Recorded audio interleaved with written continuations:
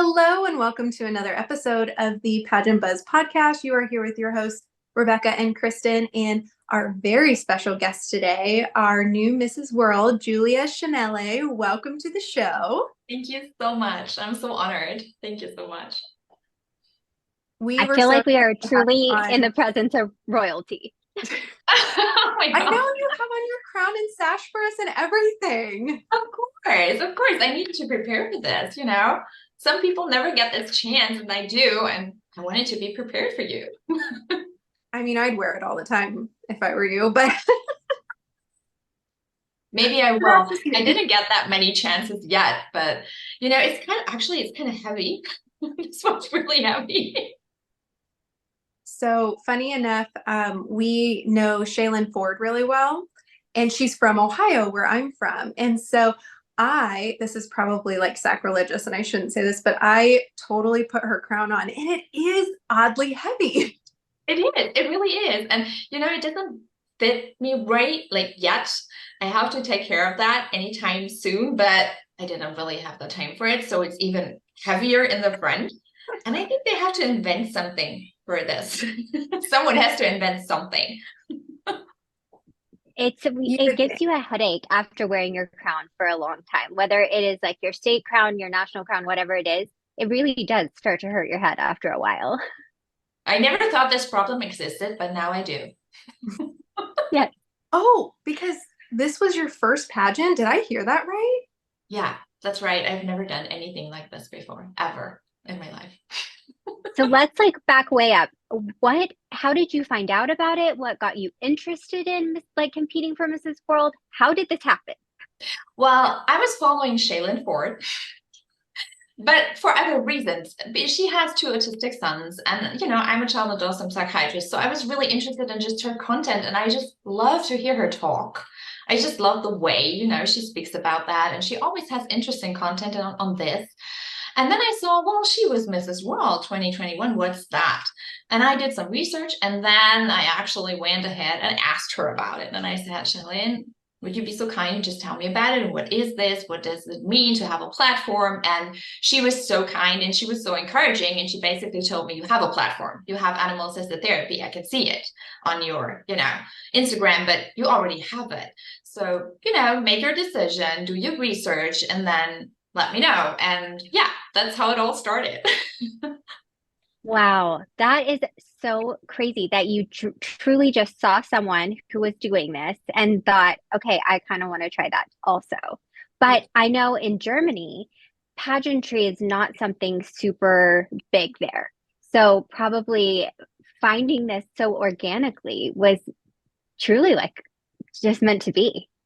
Yeah, it was. And, I found my coach.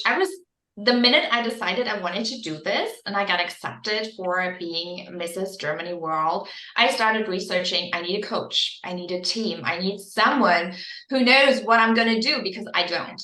So I found my coach, which is the Queen's Camp. It's a whole family, basically, like a pageant family here in Germany. And they are very unique because, as you said, it's not very big here.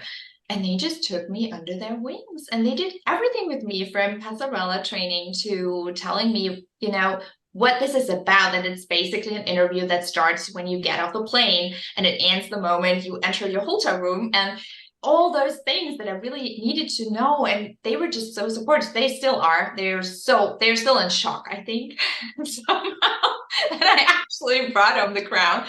But yeah, they were everything that I needed. And I think it's a nice testimony to when you take a coach and when you have someone who really knows what they're doing, you can do it as a first timer. It's totally possible.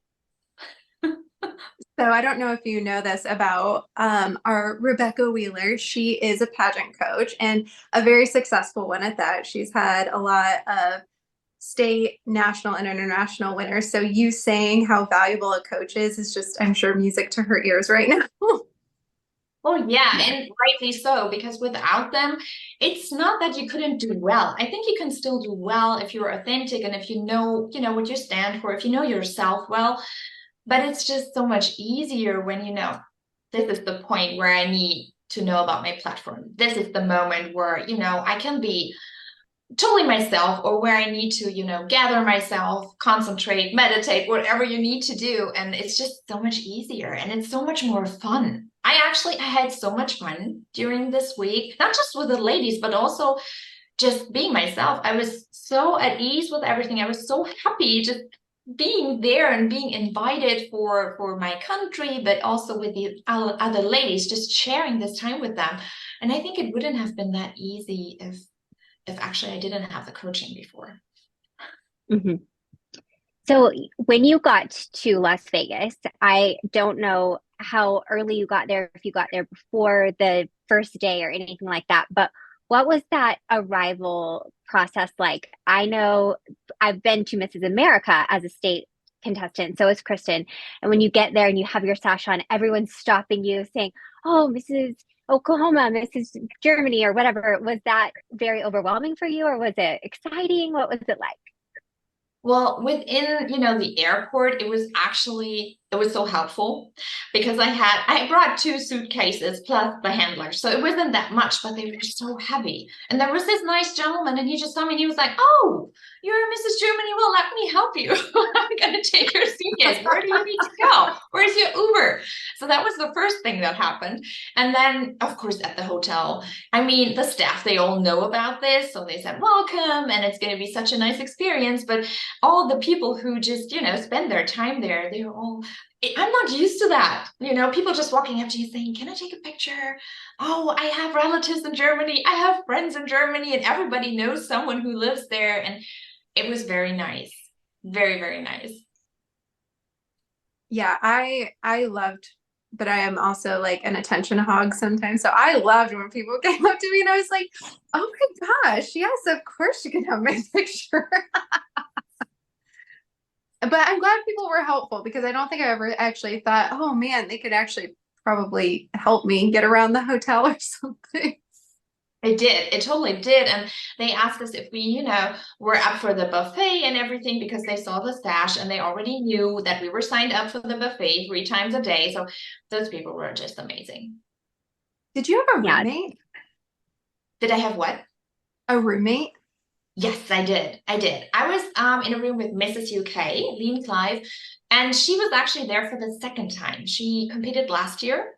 So it was really nice because the first night we got to chat and then she told me she'd been there before and she placed top 6. And I was like, "You have to tell me everything because I don't know anything." And she was very, very nice. And she had the best wardrobe. I don't know if you remember from the week. It was just so impressive, like crazy designer wear she brought there. And I don't know how many suitcases she had. I never saw them, not all of them, because they were partly with her team, but it was amazing. Yes. Let's talk a little bit about some of the wardrobe for you and for the class in general. That's for me, my favorite part of Mrs. World is seeing all the different pieces everyone brings that represent your country. So many women do really unique pieces that are designed by different designers from their country and bring them here to the pageant to really represent that. And they have thousands, it feels like, of outfits for the week. For that 10 days, they change clothes probably like 40 times. So how was like choosing your wardrobe for the week? What was your favorite thing you wore during the week?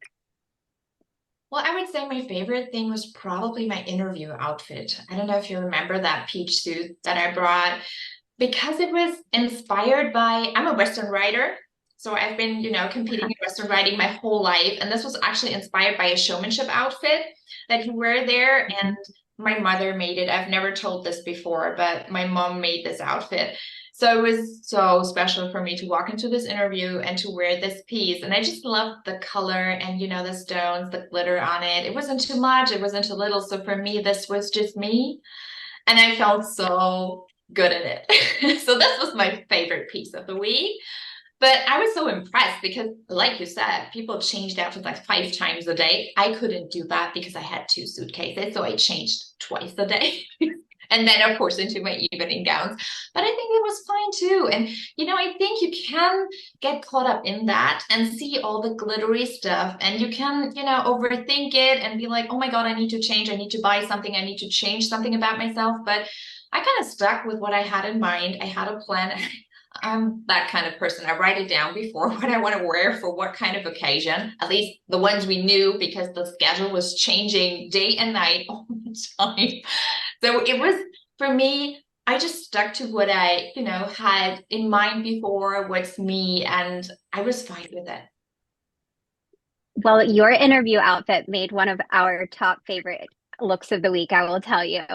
I loved head to toe, the shoes, everything. It was perfection. Like the white pump. I'm very detailed on outfits. If you don't know this about me, like I analyze everything. It was beautiful. I loved it. So now knowing your mom made it just takes it to the next level for me. So please tell her she does amazing work. I will. I will definitely. And she's going to be so proud. Yeah. She never wanted me to tell it before because she said, I don't know, just see how it goes, see how you're feeling it, see how it works out. And then you can talk about it if you want to, but I've never done it before. So you're the first ones to know. Well, it's stunning. It was absolutely beautiful. And I hope that you get a chance to wear it again during your year as Mrs. World. I hope so too. Yes. That will be fantastic. So for interview, that's usually the most nerve-wracking portion of the competition for people. I kind of just, anytime someone wins a pageant, that's one of the first things I wonder is what did they say to these judges in the interview room? Do you remember any of the questions they asked or how you were feeling when you were talking with each one? I just want more insight on that. Well, I loved the atmosphere because it was very clear where to be when, and they organized it really well. And we knew we had to, kind of stand sideways. And then they would say, you can start now, and then sit down. And everyone was they were so welcoming and so nice. For me personally, interview was tough. I got out there and I was like, this was tough. It wasn't a piece of cake. It was afterwards because I really loved it. But once I was in there, I was like, this is work. They make me work for it. And that's probably a good sign. But in the moment, you were like, wow, this is a lot. And, some of them were more on the personal side. They just wanted to know your personal story, what made you come here, what, motivates you in life, what drives you forward, what are things that, you would emotionally want to take into your role as Mrs. World, what's important to you. And others were more on the facts, like what have you done before? What's your platform? What have you achieved so far? What are your plans for the next year? So it was like, for me, it felt like bam, bam, bam, bam, bam, one question after the other, which is probably a good thing. And as you can probably tell by now, I'm speaking really fast. So of course, they get in a lot of questions. Each and every judge asked me where I live, if I really live in Germany. And I said, yes. And I described, my town, my city, Kassel, and where I come from. And all of them had some sort of personal questions, like, how are you as a mom, for example, which is, you can talk an hour about how are you as a mom, but I think it was beautiful because it was a mix of everything. And with Kate, our former Mrs. World, I got really emotional. It's just, she just does that to you. And she's just so kind and so nice. And she asked about all those emotions and, why I started my volunteer work and all of those things. And the others, it was a mix. It was a nice mix. And they had great questions, I think. But for me, it was tough. Yeah. Okay, well, I'm glad to hear it was tough for Mrs. World also because it tends to be tough for a lot of people when they go in. That's definitely one of the most nerve-wracking portions. Now, okay, Rebekah, don't kill me. I want to ask this right now. Rebekah likes to stay on track. All I want to ask right now. So you came out in your prelims dress and it was all the Barbie vibes, this hot pink dress and the Barbie hair. And I had said something to Rebekah, like, oh my gosh, she's like Margot Robbie. And she was like, oh, did you see her interview outfit? And I was like, no, what'd she wear? She was like, oh girl, she is in a pink suit. Like she is all Barbie. Yes. And I was just like dying over this. Was that at all an inspiration or did I make this up? Well, actually, I think one of the judges that my interview outfit was kind of leading up to the Barbie appearance on stage. I don't know who said that to me, but someone said that to me afterwards. And one of the judges asked me in interview, so I love your suit. can you give me any hint on what your dress is going to be like for prelims? And I said, do you like Barbie? Just think Barbie. You're going to recognize it. So yeah, it was, I didn't really think it through. It wasn't like I'm going to have the Barbie theme for interview and I'm going to have it on stage. But for prelims, I said, I want something with color. I want bold color. So we thought about what kind of colors would I like? And I'm not the red type, not so much. So I thought pink. I love pink, like a really strong, darker pink. And then we were like, okay, Barbie, it's Barbie year anyway. And I love that idea. So let's just go full out. Let's do the hair, make ourselves, like the big waves, do everything and just embrace it. And that's what we did. So I think it was 2 years ago in Las Vegas, they had a Barbie exhibit that you Oh, could go and visit, like the Diana exhibit that you went to.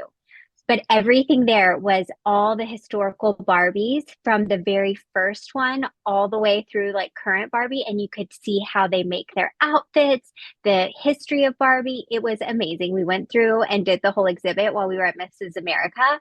And I was just thinking as you're talking how fun it would have been if that exhibit would have still been there and your class could have gotten to go to that as well as the Diana exhibit. What a fun story that would have been of Barbie went to Mrs. World and also was Mrs. World, at the end. yes, definitely. And for me, it's, what you just said kind of came true with my national costume because it was Cinderella, as you know. So I really have my own Cinderella story, and that's so crazy to me. And I still, when I see it, I'm like, it really happened. It really, like, that happened to me. And it just, of course, I made it happen, I know, but a lot of people had, parts in this success. And I cannot believe this all came together and it worked out. Were there any other options you had in mind for your national costume? Or was it only ever going to be Cinderella? Yes, I mean, I said I wanted to do something that has to do with my hometown, like really authentically where I come from, and not just wear a dirndl because, it's something that people associate with Germany. So I said to my coach, I share my hometown with the Brothers Grimm. I know this is something, a lot of people know about Germany, but I actually grew up where they grew up. So we should make something of that. And he said, yeah, well, what kind of, fairy tale do you like the most? And I said, well, the one that comes to mind is Cinderella. Let's do Cinderella. And then I found my designer and she said, yeah, I'm going to do that for you. I'm going to make you that dress, but let's make it real, with, the collar and everything. You need everything. You need the right ear clips and you need the headpiece and everything. And she did that. You're like real life Cinderella, the genuine Cinderella, not the Disney version. You are for real Cinderella over here. Yeah, I felt like that. I really did. And before I went on stage, because it was really crowded back there, I sat down in a corner. And when they sit down, like the Disney princesses, and they have these big skirts around them, and people came up to me and said, you really look like Cinderella. And I was like, thank you so much. This is crazy sitting here backstage waiting for me to go out there and really feeling like Cinderella. It was a dream come true. It was my own fairy tale. It still is. The costume competition this year, I don't know how many other years of Mrs. World that you've been able to watch because this was your first competition, to attend for sure. But this year's costumes were next level. We have never seen the costume competition at the amazing level it was this year. Everyone in pageant land is still talking about Mrs. World costumes. They were amazing. What were they like seeing them up close back there in, backstage? It's kind of sad because I actually saw them for the first time during finals when we did the parade. That was the first time that we, as the competitors, really saw each other's costumes. And I was so impressed. I mean, I saw parts of the costumes because they had to prepare that beforehand. Like, for example, Mrs. Korea's like half golden Beyonce horse. Of course, we saw parts of that because they had to move it from here to there and think about how we can do that. Mrs. Malaysia with her huge, like record-breaking costume. We saw that before, but never on stage. Mrs. Sweden, when she lifted that, I'd never seen that before. It was just, I was so impressed, but like you said, I didn't really have anything to compare it to. So I just thought, this is next level. It's probably going to be next level every single year. I don't know how contestants will come up with even bigger and bolder ideas because this year it was just like everyone that came out was award worthy. Everyone could have won an award. They were all amazing.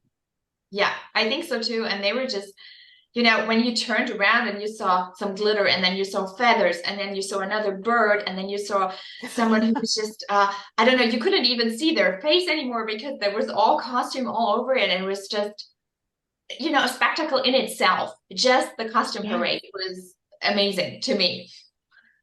I could watch it over and over. Like India with the cobra. I know. I mean, they were all just crazy. So good. And the way she moved, I love that with her hands and she just brought it to life. It was, yeah. Hmm.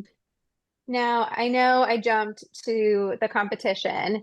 During one of your final answers, you had mentioned that the dignitary night was one of your favorite events. Can you elaborate on maybe why that felt really special and why that kind of stuck with you? Mhm.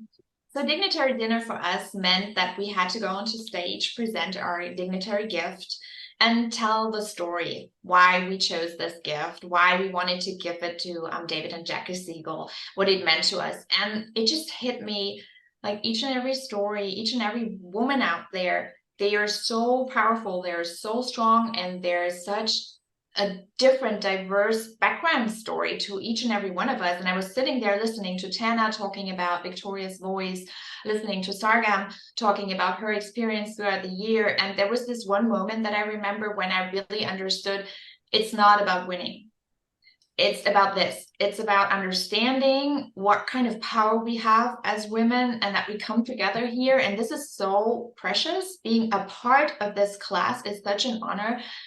And I was really, I was very emotional. Like I said on stage, that's 100% true. I didn't know what else to say because that's what it was.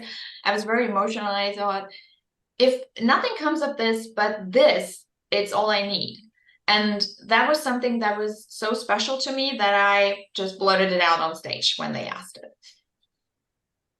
No, it was a great answer, and it didn't feel like you had it kind of planned ahead of time. That is another thing that I know Rebekah works a lot with people on, just making sure that you don't sound over rehearsed. And because otherwise you're just going to sound like a robot. And the whole time you felt very authentic. Every time you spoke, it came across as a very authentic answer, which funny enough, that ended up being your final answer. Yeah, I know. And then I don't know if you saw, of course, you saw the video afterwards with Sargam talking about authenticity. And that was so funny because I was backstage and I was kind of in shock and waiting for, you know, top three. And I was like, we did it. It's done. Whatever happens now, we cannot, you know, do anything anymore. And then I heard her and I mean, well, that's kind of what I just said. It doesn't, well, it was just crazy to me. Right, because really what you had answered of the most important qualities in a Mrs. World is part of what she said in her, final speech of the most important thing I felt I should be during my year was being authentic and living every moment that way. And that is exactly what you had just said. So whether the judges had already submitted their final, ballots or not at that point, it just reaffirmed that truly for any title holder, to me, being relatable and just being real is so important, just like you said, and just truly being authentic and real always. And I loved your answer, and I thought it came across so genuine and so natural. And I really appreciated that answer. So thank you so much for standing up there and living in that authenticity. Thank you so much for this because for me, you know, it's still a blur. So I've seen myself answer this once. I've seen the video Uh-huh. once because I'm still, you know, working things out and watching footage of other things and editing new things. So I've seen it once and was like, yeah, well, I said that and I meant it and I hope it's okay. But I've never seen the other answers and I've not heard them. Well, I was the second, so I heard Columbia, Mrs. Columbia's answer, but I didn't really understand what she was saying because I was so excited for everything. And I know they're both great women and I know they both had great answers, but I was just, you know, I was just happy. I went off stage and I thought, I liked my answer. That's all I thought, nothing else. I was like, this was me and I liked my answer and I hope they like it too. you were very relatable, but still somehow being this like holiday Barbie golden goddess beauty queen. And I think that is probably what so many judges are looking for in a international title holder, is somebody that children can come and talk to, for other women who maybe aren't as confident as you can still come and find some common ground between. It's so important, and you just oozed it. I mean, it was just magic the whole time. And then when Sarah came out and started talking, I'm sitting there like, oh my gosh, this is like serendipity right now. Like there's no way she's not going to win. Oh my God, thank you so much. Yeah, it was when I heard that, it was, I just heard words, but I was like, well, she's saying the same thing. That's probably not too bad. I tried to listen to her and I tried to watch her because she was taking her final walk and it was very emotional for all of us. And then I had to go back on stage and suddenly we were holding hands. And I don't know if you ever saw that Mrs. Canada and me, we were talking to each other while we held hands because we had this situation before. We had, I don't know, it was some sort of rehearsal and we were encouraging each other, standing there holding hands, and we were looking at each other like, imagine the two of us being the last two standing up there. And that's actually what we were talking about in that moment, like reminding each other, do you remember we had this moment before and now we're here, we're the final two. And I really admire her. She's such a strong, graceful, beautiful woman. And I really couldn't believe it. I think you can see it on my face when they said she was first runner-up, and my brain started to realize, okay, that means there's one other, and that's me. And I just screamed. I was just like, yeah, really crazy. Well, I loved that like you had so many moments that I could kind of like write about. Like I loved your gown change. Like when you came out and everybody had seen the prelims gown and the pink gown, and then finals, you come out in this gold gown that was so different from your prelims gown, but absolutely gorgeous. And then your final top six answer, your final three or top three answer, then the crowning moment. Like there were so many little things that I feel like if you were to go back and think about everything about your Mrs. World experience, you were just like, just go back and watch her. Watch Julia do what she did. Like it was an epitome of what a Mrs. World great contestant should do in my mind. I can't imagine you changing or doing anything different. And I couldn't, like, honestly, I couldn't, because that was really me. I did not think about one single step that I took there. I did it. I knew I was prepared. I remember standing backstage before we came out for the evening gown round. I was like so happy because I was top 17 and I think it paid all off and I'm here and I'm allowed to go out there one more time with these beautiful ladies. And I was so excited and I thought, I'm not nervous. Why am I not nervous? I was excited, but I wasn't really nervous. And I thought, well, because I know what I'm going to do. And that's, I'm going to do the best I can and I'm going to be happy with it. And that's exactly what happened. And I came back and I didn't know anything. I never saw the others. I have no idea. I just keep watching it. I try, to catch up and see the others. But I just did my thing and I was happy with it. And then they said top six. And I was like, wow, here we go. Another round. Were your kids and your husband able to be watching the live stream, or was it even possible? Well, my husband and my mom, they watched it. They got up at 4 a.m. and they watched it. And then the live stream broke down after the top 17. And they were like, oh my God, we need to see what's happening now. And my kids, they only, heard about it the next morning when they got up. And then I called them. I still had my crown on. I was sitting in my hotel room and I said, hi kids, mom did this and now I have a crown. And they were like, Mommy, when are you coming home? We want playtime. That was the only thing that was important to them. Come home and play with us and cook dinner. Come on, Mom. When are you going to be home? And I said, Mommy's going to stay another day. That's the bad news. The good news is I'm bringing this home. What is the travel like coming out of Vegas to go back home to Germany? Oh, for me, it was a stopover in Amsterdam. So I flew, I think the first flight was 10 hours and then another 2. So it's not too bad. But due to the weather, because they had a lot of rain the day before, a lot of flights were actually canceled. So I wanted to go back to Frankfurt. And I couldn't. I had to change it to Hanover. My husband did all that. I think I wouldn't have been able to do that, but he did all that from home. And he said, okay, you're flying into Hanover. I said, okay, just tell me, where I need to go, the airline and what kind of flight I'm taking. Yeah. And it was very smooth travel. It was all fine. So So I what is saw, like, oh, go ahead. Go ahead, Kristen. so I, dang it, I was trying to flat. Okay. So I saw on social media you got to have a little party when by the time you got home. That was just like so sweet that you were able to do that. Were you able to at least see some of your friends and family who basically kind of just helped you get there? Yes.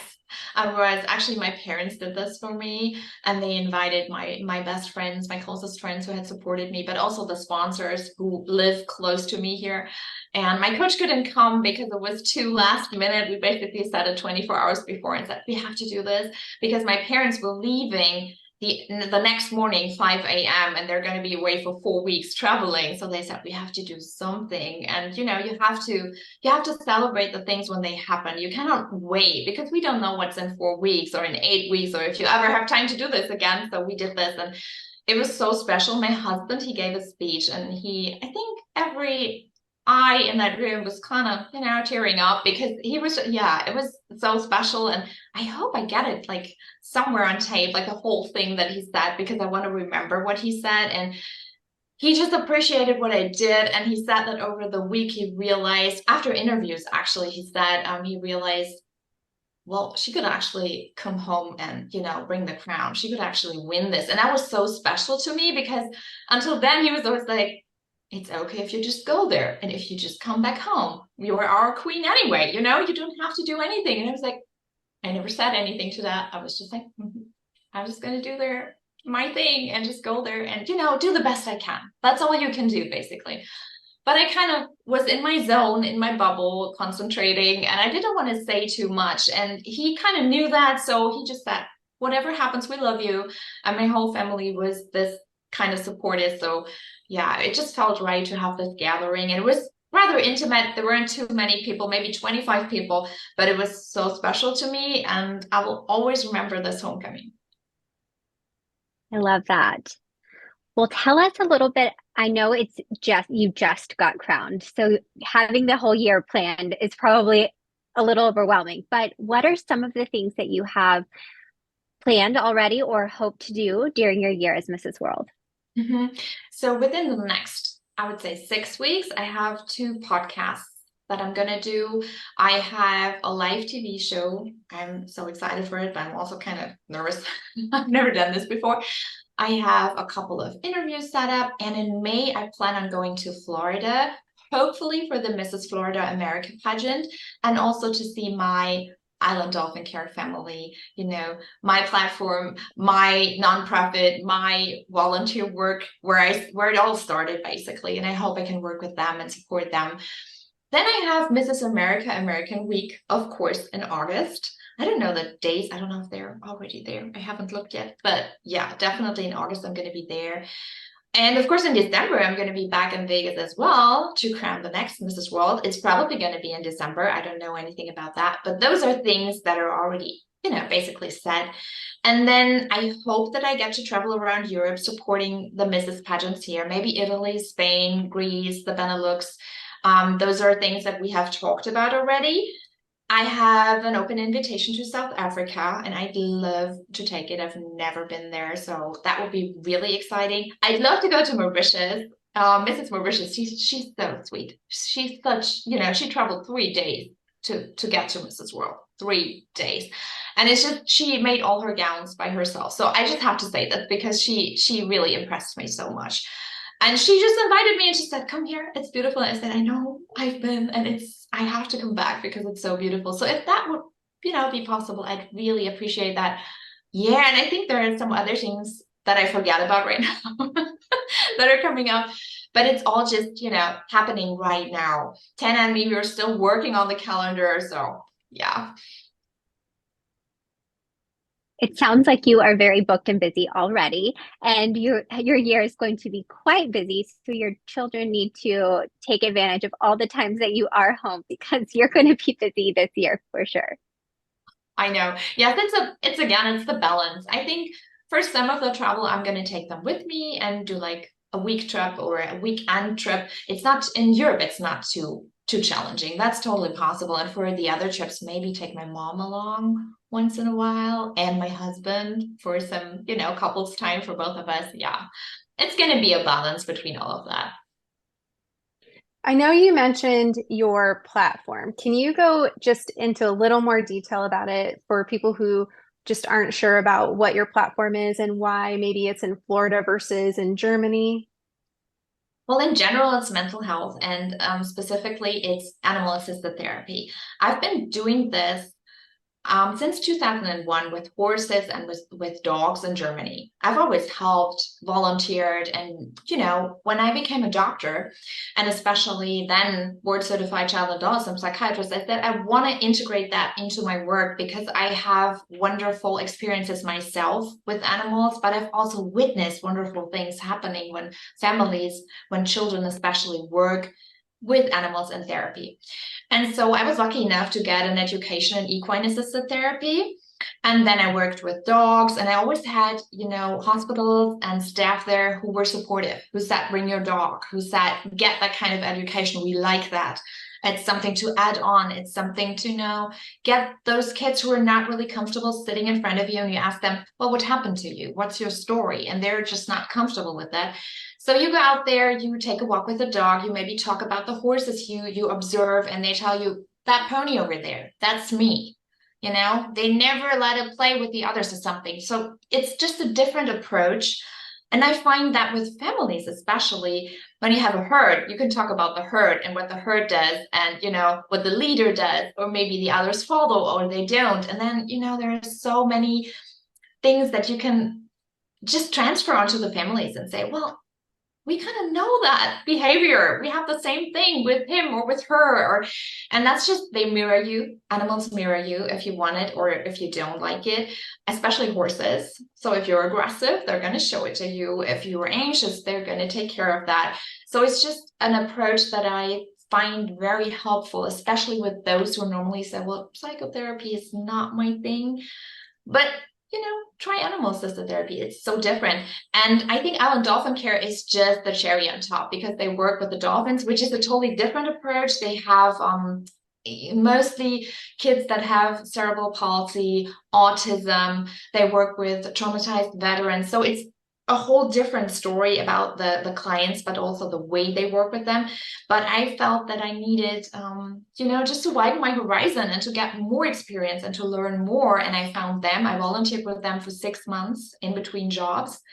And it basically also helped me because I was in a very difficult situation myself, and I didn't really know if I wanted to continue with my medical career. I was about to throw it and do something else, and then I worked with them. And after that, I said, no, this is exactly right, and I should continue doing this. And it's just very fulfilling when you start to give something in a way of volunteering. And I never knew this before. I never felt this way before. And I said, I'm never going to stop working with them because this is so special. And it took me to Mrs. World.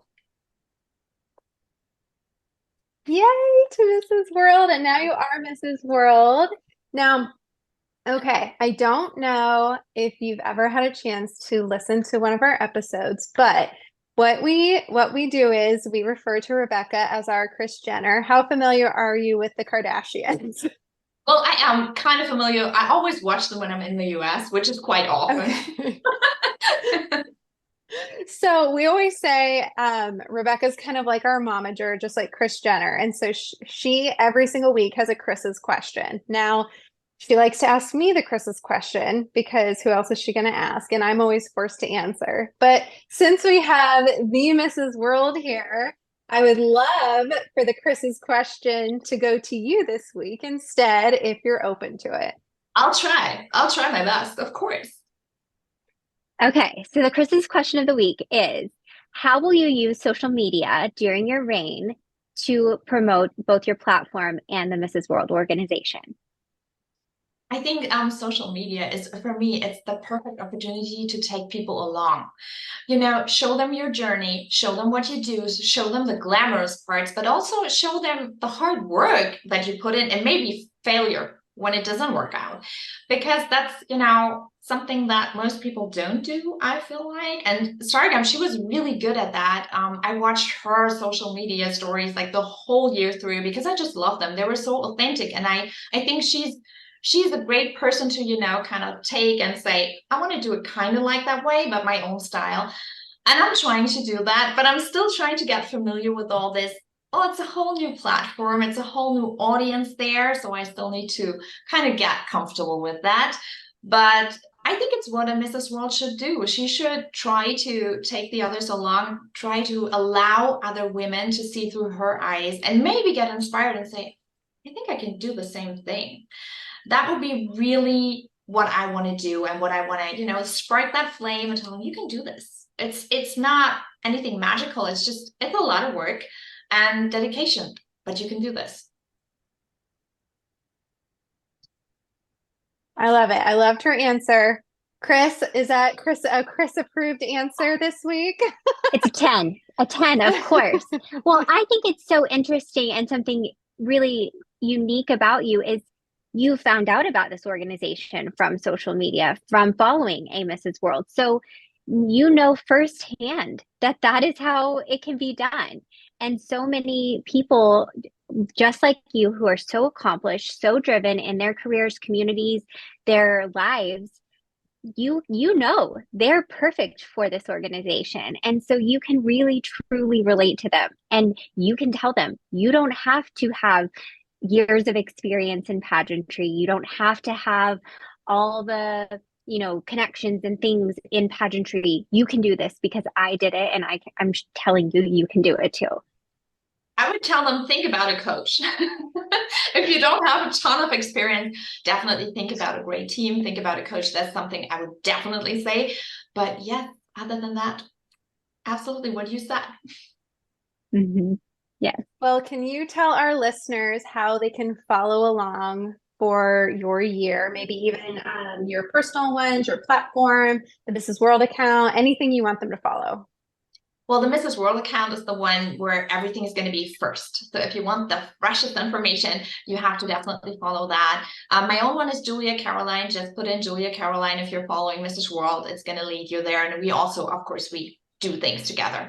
And then if you want to know about the platform, just, if you punch in Island Dolphin Care or IDC, islanddolphincare.org, they have their own website you can follow along. And I think you're basically good when you do that. Awesome. Well, thank you. Thank you again so much for coming on the show. People are going to be very excited to know that you're going to be on. And you can follow us at Pageant Buzz Pod on Instagram. And as Rebekah always says, don't forget to sparkle. Thank you and so we're much. done. Thank you so much. Okay, let me stop recording.